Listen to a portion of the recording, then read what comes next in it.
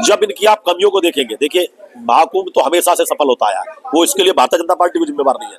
ये हमारा पर्व है और इस पर्व को हमारे पूर्वज हमेशा हजारों वर्षों से मना करके आए हैं, मनाते हुए आए हैं और मनाते रहेंगे।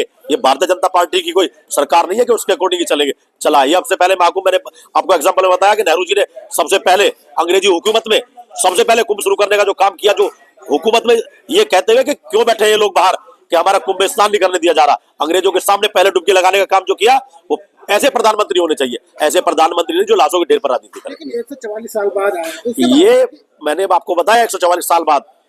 अभी तीक्षानंद जो हमारे शंकराचार्य हैं, उन्होंने क्या कहा, अर्ध कुंभ 3 साल में आता है।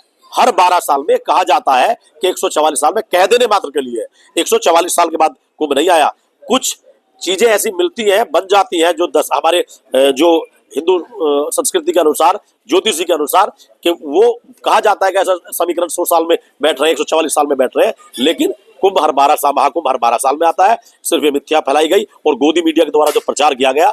मैं सिर्फ ये कहूंगा, आज क्योंकि महाशिवरात्रि अब सुबह तक का होकर खत्म हो गया, 26 तारीख में 11:30 बजे शुरू थी, वहां भी मैं दर्शन करके और स्नान करके आया, तो उनकी आत्मा को हम शांति का करते हैं और महाकाल से निवेदन करते हैं, ये प्रार्थना करते हैं महाकाल के श्री चरणों में कि ये जो आत्माएं जिन्होंने अपने प्राण वहां गंवाए हैं, चाहे वो दिल्ली के अंदर रहे हो, चाहे वो उन्होंने अपने प्राण वहां महाकुंभ में प्रयागराज में गंवाए हो, इस सरकार की विफलताओं के कारण, तो परमपिता परमेश्वर महाकाल उन्हें अपने श्री चरणों में स्थान दे और यही हम श्रद्धांजलि करते हैं। एक सवाल और बोला योगी जी ने, जब किसी मुस्लिम आयोजन में कोई भगदड़ हो जाए, मौत हो जाए, उस पर ये नहीं बोलते हैं।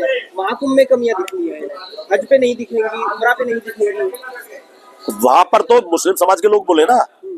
अब हम लोग हिंदू हैं तो हम हिंदू समाज के बारे में बोल रहे हैं, लेकिन as a Congress leader, as a Congress party के सिपाही होने के नाते हम अपने जिले में जो हमें जिम्मेवारी मिली हुई है, हम निरंतर, चाहे हिंदू है, मुस्लिम है, सिख है, ईसाई है, आप देखिएगा हम सबकी आवाज उठाते हैं।